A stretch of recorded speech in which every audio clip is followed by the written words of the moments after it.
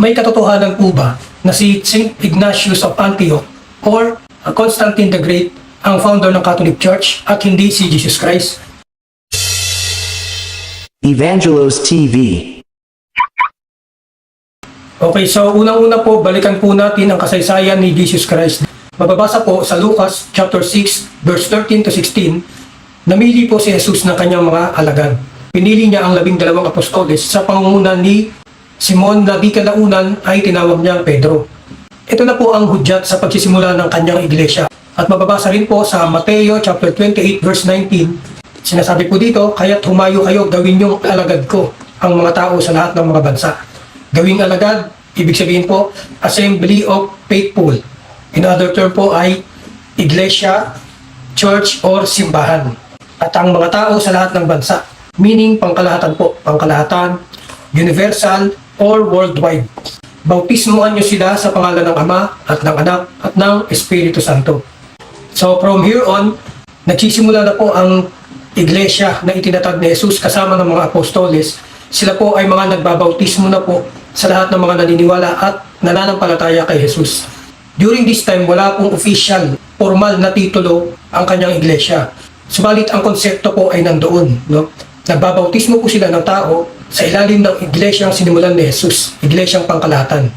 Gayunpaman, kahit na po walang official name or titulo ang samahan nila Jesus, ito po ay maituturing na sagrado. Ito po ay may basbas ng Diyos. Ang namumuno po sa kanila ay walang iba kundi si Jesucristo. Now, dahil po alam ni Jesus na nanalapit na ang kanyang paglisan, so kinausap po niya si Pedro. Dito po yan mababasa sa Mateo chapter 16 verse 18 to 19. Na ikaw ay Pedro at dito sa ibabaw ng batong ito, itatatag ko ang aking iglesia na kahit ang kamatayan ay hindi magtatagumpay. Binigyan din po niya ng susi ng langit na kung saan, kung anuman ang ipapahintulot at ipagbabawal ni Pedro dito sa lupa, ay gayon din naman po sa langit. Now, dumating na po yung takdang oras kung saan si Jesus po ay ipinako, namatay, at nabuhay magmuli after 3 days. Makalipas po ang 50 araw, araw po ng Pentecostes, mababasa po sa Gawa chapter 2, verse 1 to 12, na bumaba po ang Holy Spirit at nanahan po sa mga apostoles, kung saan 3,000 tao po nagpabautismo sa kanila.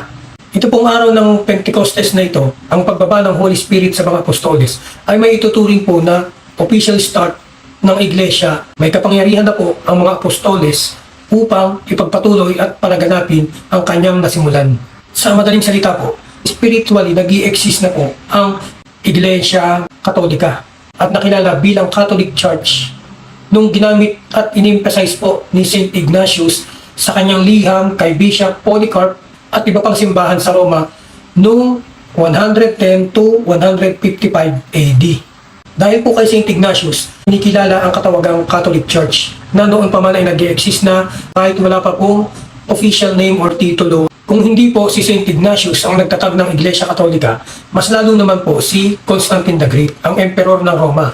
Dahil siya po ay naging Kristiyano noong taong 312 AD. Ibig sabihin, 200 years na po ang nakalipas sa panahon ni Kristo bago siya maging Kristiyano.